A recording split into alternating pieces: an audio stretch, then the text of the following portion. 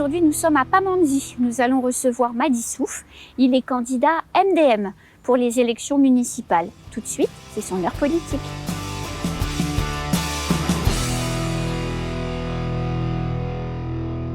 Madi Souf, bonjour. Je suis très heureuse de vous recevoir sur le plateau de l'heure politique pour parler de votre candidature. Vous êtes candidat ici à Pamandzi pour le MDM. Bonjour, merci. C'est l'honneur et à moi aussi de vous accueillir à Pamandzi. Donc vous êtes candidat pour le MDM et à Pamandzi, contrairement aux autres communes, il n'y a qu'un candidat MDM. Ça veut dire que vous avez su ici faire la réconciliation entre les deux MDM ? Oui, effectivement, on a pu réconcilier tout le monde, c'est-à-dire on a fait une seule candidature MDM, qui est ma candidature. C'est une candidature MDM, mais aussi une candidature d'ouverture. J'ai voulu bien qu'il y ait des hommes et des femmes d'ouverture qui ne sont pas du MDM, mais des gens qui aiment Pamandzi pour travailler, et puis des gens qui seront aussi disponibles, parce que vous savez, madame, il faut de la disponibilité aussi pour travailler. Et si on veut apporter vraiment un changement à Pamandzi, il faut qu'il y ait cette disponibilité et que la population voit qu'il y a vraiment un changement sur cette disponibilité de leurs élus. Donc sur la liste que vous êtes en train de constituer, ou que vous avez peut-être déjà constituée du reste, il y a 33 noms, donc 33 noms d'habitants de la commune qui sont à la fois des gens du MDM, à la fois des gens de la société civile, à la fois des gens des associations. En tout cas, votre liste, elle représente ce qu'est Pamandzi. Tout à fait, parce que le MDM, c'est la base. Parce qu'il faudrait quand même une base. Vous construisez une maison, il faut un soubassement, une base. Donc la base, c'est le MDM. Après, il y a eu, comme je vous l'ai dit tout à l'heure, cette ouverture sur des hommes et des femmes d'expérience, mais aussi de disponibilité. Et donc du coup, est-ce qu'on retrouve Daniel Zaidani sur votre liste? Parce que je crois qu'il vous soutient. Il me soutient effectivement parce qu'il est de Pamandzi. Et puis n'oublions pas quand même qu'il a exercé pendant 4 années en tant que président du département. Oui. Le premier président qui a pu mettre ou inaugurer le département de Mayotte. Donc c'est un homme aussi d'expérience, de dossier. Donc j'aurais besoin de lui. Et de réseau. Et de réseau, vous avez raison madame, et de réseau. Parce que quand on est élu au régional, on a aussi des réseaux à l'extérieur. On est appelé, moi qui étais son chef de cabinet, j'ai eu à partager ce réseau où j'ai eu à lui mettre sur mes réseaux personnels que j'avais depuis, parce que j'étais aussi élu municipal avant, donc j'avais aussi des réseaux à métropole. Alors vous êtes un homme politique d'expérience. Quand on a préparé cette émission, vous m'avez dit que vous aviez été le Benjamin des élus de Mayotte. Et tout à fait. Vous savez, les communes à Mayotte sont très jeunes. Oui. Elles ont été créées en 1977. En 1977, j'avais 21 ans. Donc, on m'avait pris dans cette liste de 1977. J'étais le Benjamin de l'équipe. Et dans cette équipe-là, justement, il y avait M.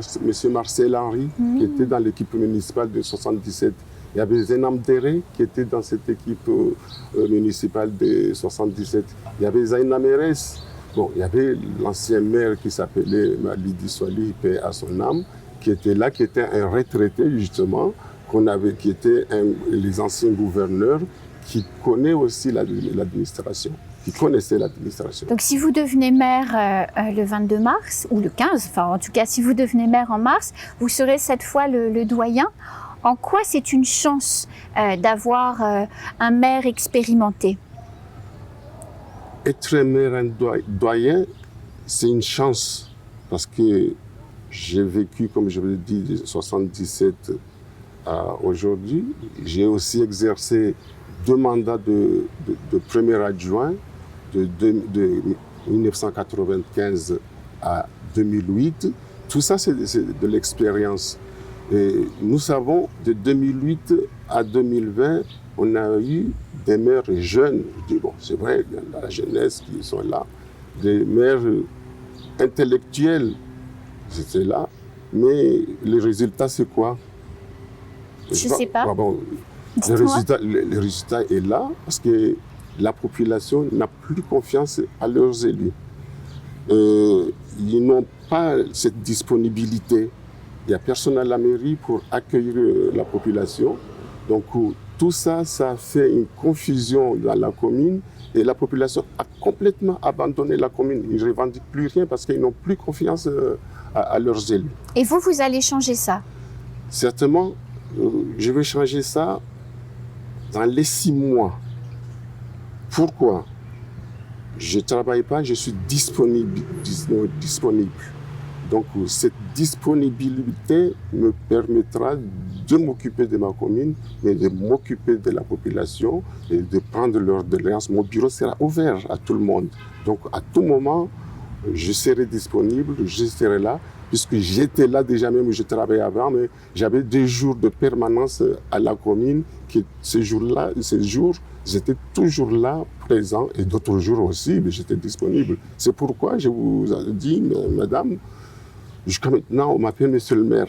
Parce que c'est moi qui étais toujours sur le terrain. Bien sûr. Je représentais le maire qui travaillait, donc cette étiquette m'est restée, monsieur le maire, bon, c'est un honneur aussi pour moi, mais je ne suis pas là pour des titres, mais je suis là pour travailler. Alors, vous avez, quand vous étiez un peu plus jeune, vous étiez footballeur et vous étiez gardien de but. Tout à fait. On avait ce qu'on appelle avant des équipes de quartier. Ouais. On jouait aussi au village, Pamandzi, l'abattoir. Donc, j'occupais l'honorable place de gardien de but parce que s'il y a une faute, c'est toujours le gardien de but qui ramasse. Donc, s'il y a des victoires, c'est les autres. Donc, j'étais gardien de but. Et effectivement, vous m'avez un peu expliqué quand on a préparé l'émission, c'est pour ça que je vous pose la question. Qu'est-ce que vous avez appris en étant gardien de but qui peut vous être très très utile une fois devenu maire de Pamandzi?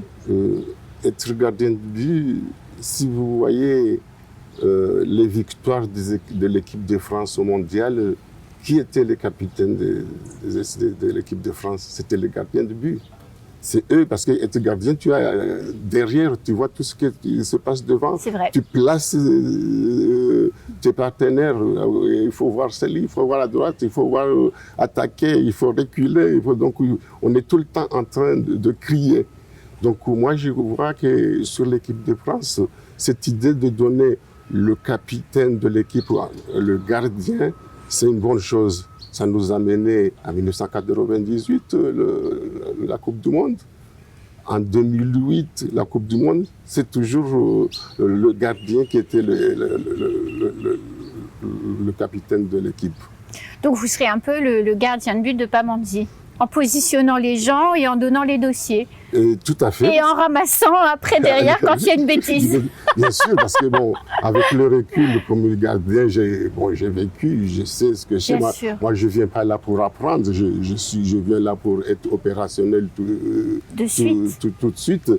Les gens ici à Pamandzi, même dans la collectivité, ils me disent que je suis un homme de dossier. Donc, je suis le dossier jusqu'au bout. J'ai des relations au niveau de l'Europe. Monsieur Michel Barnier était ici à Mayotte pendant les élections de Sarkozy. C'est moi qui l'ai accueilli. On a cette relation depuis ce jour-là. J'ai aussi des relations avec des anciens préfets qui étaient là, qui étaient DGS à la région de Rhône-Alpes. Je les ai racontés pendant les divers déplacements, pendant les congrès des présidents des régions, des présidents des départements. Et j'ai eu une fonction aussi nationale que j'appelle ATTF, Association des techniciens territoriaux de France. Oui. Et tous les ans, on avait des congrès dans différentes régions de l'Europe. J'ai raconté des gens. C'est un réseau que vous avez constitué. J'ai aussi un lien personnel avec la mairie de Dunkerque. Donc, tout ça, ça me aidera demain à avoir des aides ou à avoir des conseils Oui, parce que j'ai commencé, je ne suis pas élu, mais j'ai commencé déjà à essayer de contacter, de voir ce qui pouvait nous aider demain. Bien sûr. Donc j'ai eu une assurance. Bon, bien sûr, il faut qu'eux aussi là-bas soient élus, puisqu'on a les mêmes échéances électorales. Bien sûr. Donc voilà. Alors, Monsieur Souf, on est là, évidemment, à côté de l'aéroport. Est-ce que vous pensez qu'on va avoir cette piste longue, enfin? Je peux dire enfin, mais vous savez, madame, tant que je ne verrai pas les engins commencer les travaux, je ne dirai pas enfin. Enfin, il faudrait qu'il y ait le commencement des travaux. Parce qu'il y a eu beaucoup de gens qui nous ont promis, des présidents qui sont dépassés. Depuis Jacques Chirac, depuis Jacques Chirac jusqu'à nos jours. Mais j'espère que Macron tiendra sa parole. Donc cette piste, ce n'est pas uniquement pour Pamandzi, mais c'est pour le développement de Mayotte, c'est pour le désenclavement de Mayotte. Vous savez que le billet le plus cher en kilomètres, c'est Mayotte-Réunion, Mayotte-Métropole. Donc cette piste, on a besoin de cette piste. J'ai eu la chance quand même d'être au cœur de la réflexion des sites. Et même, c'est pourquoi moi ça me tient à cœur. Pamandzi a été décasé, ils étaient volontaires pour le décaser pour que cette piste se réalise. Donc on a retenu ce qu'on dit actuellement la convergence. Il y avait plusieurs propositions, possibilités, mais il y a cette convergence qui fera que ça dégagera aussi du foncier, parce que la piste actuelle, avec son envol, il y a quand même des endroits de sécurité qu'on ne peut pas construire jusqu'à certaines hauteurs. Donc, ce dégagement de la piste vers la mer nous donnera quand même un dégagement du foncier pour qu'on puisse construire pour l'avenir de Pamandzi. Parce que vous savez, Petit Terre est petit, mais Pamandzi est la petite commune en kilomètres, en mètres carrés. Donc, il nous faut du foncier pour faire venir des entreprises, des gens pour investir dans la commune, le développement de l'aéroport, on a besoin des hôtels, tout ça, on aura besoin pour le développement de Pamandzi et de Mayotte. Quand, avec toute l'expérience que vous avez, quand vous voyez la jeunesse qui part un petit peu à la dérive, quel regard vous portez sur cette jeunesse qui visiblement ne va pas très bien à Mayotte? Bon, ce n'est pas que la jeunesse ne va pas très bien, c'est question peut-être de pouvoir, c'est question de recul, parce que je vous ai dit que j'étais au département en 2011 en tant que chef de cabinet. Vous me l'avez dit. On m'a appelé pour être à côté de Daniel Zadani qui n'avait pas une expérience politique. C'est pourquoi on m'avait mis à côté. Et si les gens, même nos adversaires, bon, je ne dis pas en politique, on a des adversaires, ils étaient contents que j'étais là parce qu'ils savaient qu'il y a un sage qui est à côté de M. Daniel Zadani qui pourrait lui donner des conseils. Et puis aussi, on avait une base, c'était LMDM. Si M. Daniel Zadani commettait une petite erreur, on l'appelait ici pour l'amener à la raison. Donc c'est pourquoi j'ai exercé à côté de lui en tant que chef de cabinet. Et je crois que ça avait apporté ses fruits. Oui. Est-ce que Madi Souf sera élu maire de Pamandzi? Réponse le 22 mars. Et votre campagne au quotidien, vous la menez comment? Et la campagne au quotidien, madame, je suis entouré de volontaires